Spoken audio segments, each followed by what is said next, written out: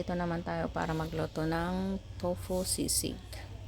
Yung tofu po guys is na-slice ko na yung mga ingredients yan, onions, spring onions, and bell pepper, yung green at saka red yung kinuha ko guys para mas maganda tignan. Yan naman po ang ating mga gagamitin para sa sauce natin. Yan po ay light soy sauce. Light soy sauce. Tsaka meron tayong mayonnaise. Tsaka oyster sauce. Tapos isang kalamansi. Yan po ang gagamitin natin. Tapos maglagay tayo ng 4 na spoon ng mayonnaise. Yan.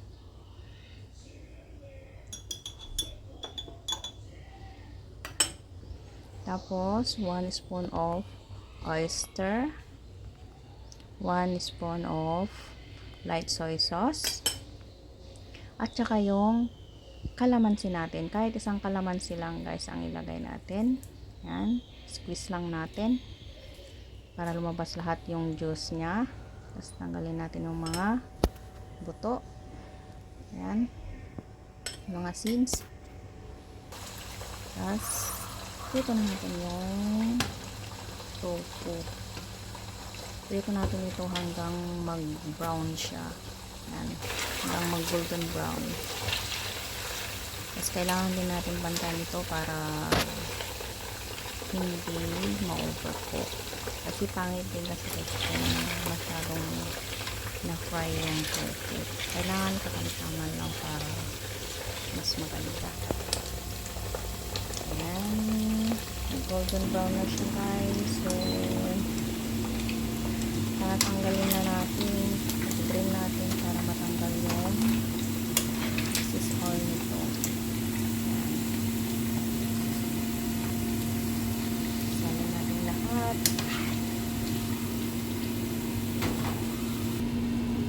Side natin sa while. Tapos guys, yung panda natin kailangan din natin linisan. Tanggalin natin yung oil na pinagprituhan natin kanina. Kasi ang gagamitin natin pag-fry yung butter para mas masarap. Ayan. Ito na yung butter. So, ilagay na natin yung onions. Tapos, isunod naman natin yung bell pepper natin. Tapos guys, maglagay din tayo ng 1 spoon of sugar. Yan, para mabalance natin yung lasa. Yan, okay na. So, ilagay na natin yung tofu at saka yung spring onions. Halo-haluin lang natin. Pag okay na, patayin na natin yung apoy guys. And then, ilagay natin yung sauce na ginawa natin kanina. Kasi halo-halo lang natin. Halo-halo lang.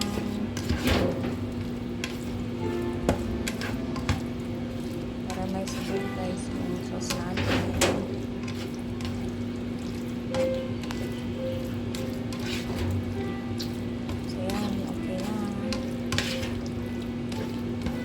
Pwede na tayong kumain.